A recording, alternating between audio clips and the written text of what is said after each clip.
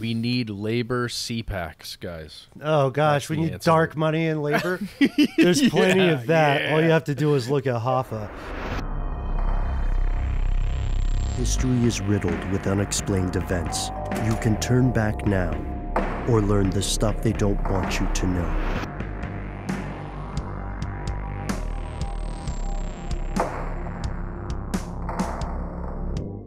Ben, Matt, Noel, Doc, it's your old pal Tex. Let me tell you, unions suck, 100%. They are, as you described, little tiny fiefdoms. They are HOAs for employment, okay? It gives little tiny people big platforms and lots of money that will 100% of the time corrupt them absolutely. We need to do away with unions permanently in our nation, but not for the reason you think. The reason that we need to do away with unions is the fact that they need to exist in the first place. Think about it. When there were little children losing their hands, changing bobbins in the factories, unions were the answer. No, they were not.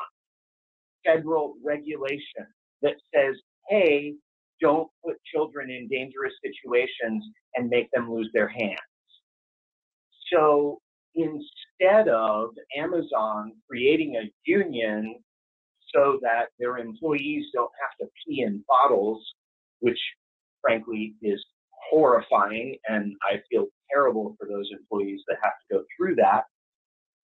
But the fact is, collective bargaining isn't the answer. Legislation that forces companies to treat people as humans is the answer. That's it.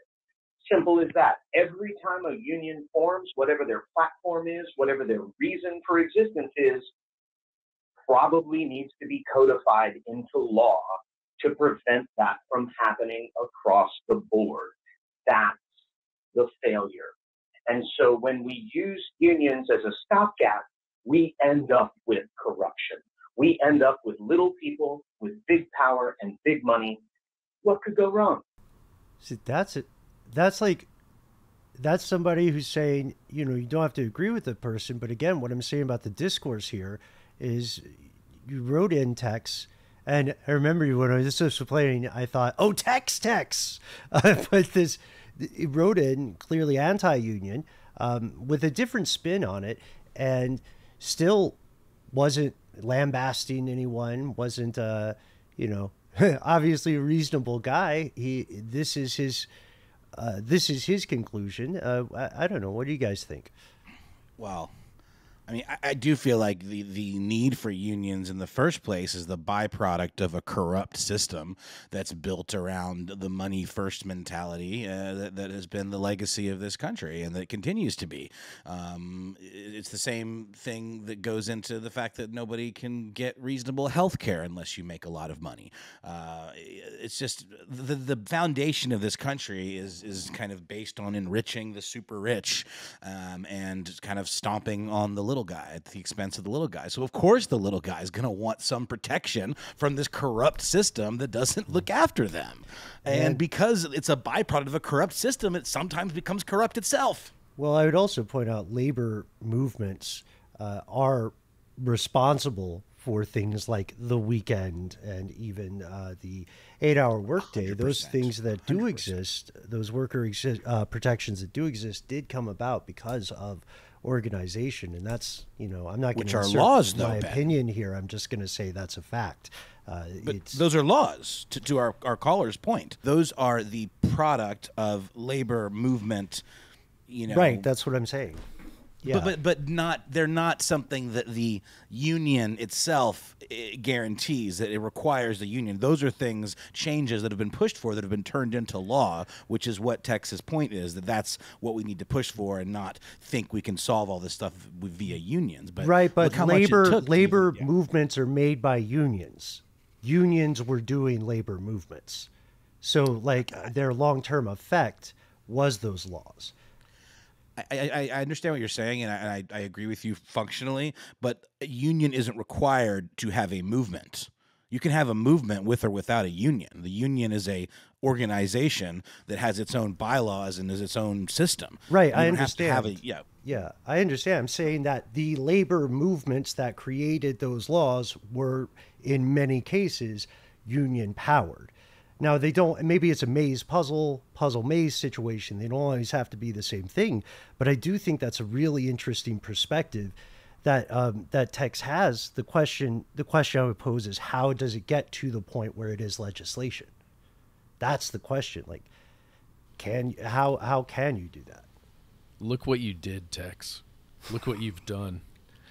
No, I just want to, I would reiterate, this is a great question, Ben, and I don't have the answer for you, but it's a great perspective that I don't see very often, an anti-union, pro-federal regulation standpoint, right? I mean, often those things, I don't know. It seems like they kind of go together. In the point you're making, often the unions are the things, or the labor movements are the things that get change enacted in Congress. Because in order to have a law, you got to get it through that messed up labyrinthine thing. But Tex, I mean, I gotta agree with him in some respects that if it was on the books officially for everyone, you wouldn't need the labor union, right? But unfortunately, we're not in that maybe utopian setup right now. It might be a question of, where does that if come into play? How do you have something as strong as the labor movements of the past that started, the worker rights that are often enjoyed today, at least in theory? How do you start that without some kind of organizing? In the past, those were union created. But to your point, no, they don't necessarily have to be, especially in the age of social media. It could just be a bunch of people who say, we want a 4-day work week. And if billions do and just stop showing up, you're going to fire everybody? The technology's not there yet.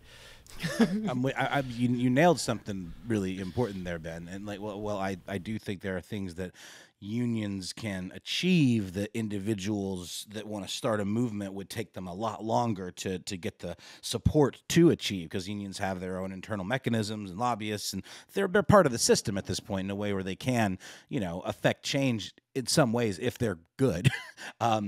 But the social media angle it's almost like, why do we need record companies anymore when individual artists can make a SoundCloud account and get discovered? And that's not easy to do, but it does happen. And then you're not beholden to this record company. So I just wonder if if there is some point to be made that the unions in the old school model are a little outdated. Or maybe there's like a union 2.0 that hasn't really developed yet. I don't know the answer. I'm just asking a bunch of questions.